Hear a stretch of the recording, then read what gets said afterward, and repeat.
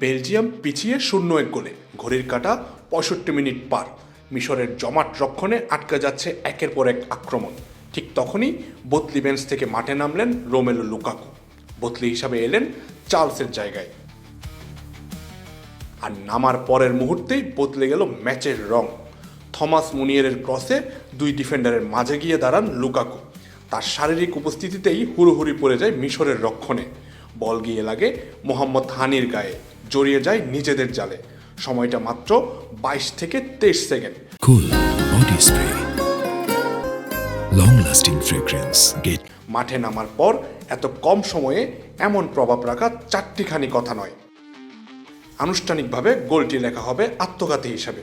লুকাকুর নামের পাশে যুক্ত হবে না কোনো গোল, কিন্তু মাঠের সবাই জানে এই গোলের আসল কারিগরকে। এক সমতায় ফিরে আসে বেলজিয়াম। বয়স 32 পার করেছেন, এবার শুরুর একাদশেও জায়গা পাননি নিয়মিত, কিন্তু বদলি হিসেবে নেমে ম্যাচ ঘুরিয়ে দেওয়ার পুরনো অভ্যাসটা যেন এখনও অমলিন।